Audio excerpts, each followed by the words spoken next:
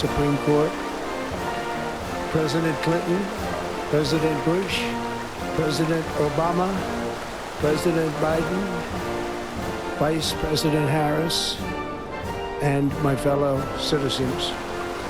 The golden age of America begins right now.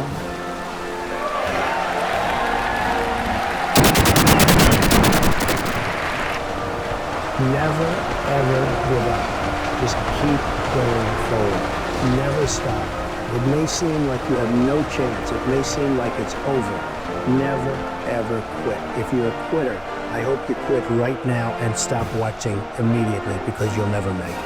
I love building buildings. I have a lot of fun building buildings. The fact is, I do it for fun. I do it for game. I do it for sport. I happen to make a lot of money doing it. If I didn't enjoy it, if I didn't really love what I'm doing, I wouldn't be successful. I wouldn't be sitting with you today. People settle for mediocrity for one reason. They're lazy. I've seen it so often. People go into something, they don't want to go that extra step. They know it's not going to be great. It might be good. It might be okay. It's not going to be great. They settle for mediocrity. They're lazy. The harder you work, the luckier you get. And I can tell you 10 instances where I didn't quit when it was 1990, the world was coming down, the debt markets were to everybody. All of my friends and enemies were going bankrupt. I never did.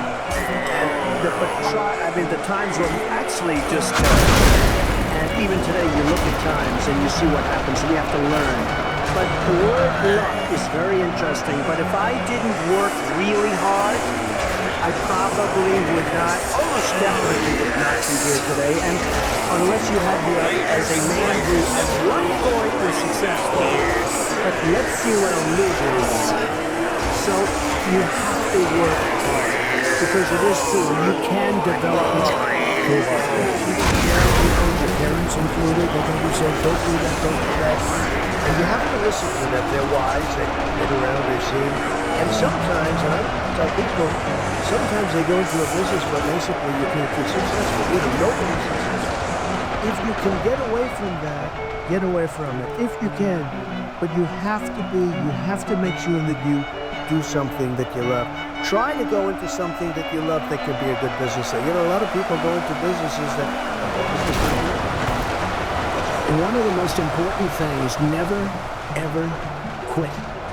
Never quit.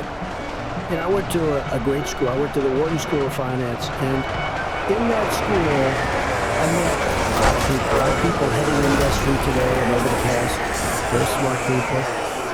But I've watched some of the people, I've watched some of the most incredible, brilliant students, and they didn't make it like other people made it, because they didn't have that drive, they didn't have that never give up ability. I don't know if it's an ability or if you have it, just keep quit. And I've seen people quitting it. And if they would have held out longer, they would have been successful. I've seen it so much. I've seen some of the most brilliant people in the world that never made it because they were quitters. They were just quitters. They would quit. They just couldn't take it. They couldn't love it. One of the things about loving what you do is that it's not work, and therefore you don't quit automatically. It's a lot easier not to quit. But you can never give up. Now, you have to also have flexibility. You can't necessarily say, I'm never giving up. And you got to be able to weave them back. You have to go through a concrete wall. Then you can go over it or around it or under something. You have to have flexibility. You have to always be able to change course a little bit. Maybe always with that same goal, but don't quit. You have to have an ability to handle pressure. Because no matter how successful you are, I have many, many friends and enemies, a lot of enemies too, I don't care, but this one, I have a lot of enemies, and I've watched people and I've seen it, and people that can handle pressure can be entrepreneurs, can be successful. Now I have some friends that are really, really smart, but they can't handle pressure. In which case, they should work for somebody who's great and have a good life. There's nothing wrong with it. Because I almost think that's an instinctive thing, the ability to handle pressure. Now, one of the things I tell people about pressure is, you know what, they said, how do you handle pressure? You used to have more pressure than me. Oh, yeah. Have I had pressure over the years? And if you can't handle pressure, you have to know something about yourself. You have to know that about yourself. So, handle pressure. If you can't, that's okay. But one of the things I tell people about handling pressure is, because they ask me the question, how do you handle the stress? And I actually thought of it to myself, you have to remember, it doesn't matter. God matters, your family matters. It doesn't matter. And if we say it, I have some people, they say, I've got to be successful. They'll never be successful. It's too crazy. They can't think straight. Does that make sense? So you've got to be able to sort of say to yourself, nothing matters that much other than the real big deals. Your family, with your faith, etc. Going against the tide is great if it works. Now, it doesn't always work, and you really have to be smart to go against the tide, because you're going against a lot of smart people. But when you get it right, you'll end up better. Whether it's Microsoft or Google, and so many people that have really hooked good have gone against the tide. But you have to have great confidence in yourself. You have to be the right person. There are very few people that can pull it off, but when you pull it off, it's great. Same thing in real estate. You go against the tide. People are selling, you're buying, the tide changes. You have to love what you do. If you do it for the money alone, it's probably not going to work. I have friends who this business, which is a good business, and go into another business, which isn't as good a business, because they like the other business better.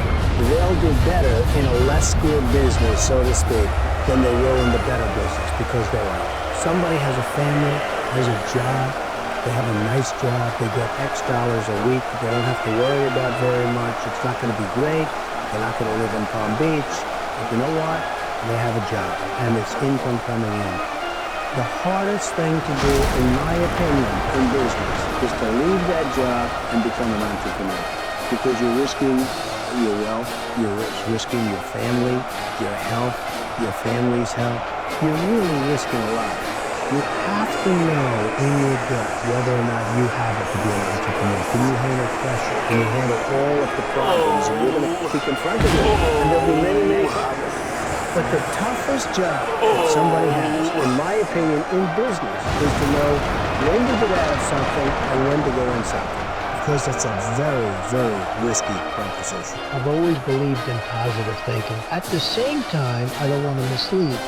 I also believe in aspiring, in terms of what you're doing, aspiring to protect against the downside. You can't just be this wonderful guy walking around everything's positive, because unfortunately that's not the way the world is. I love to tell people to think about the challenges so that when they do come along, you're ready.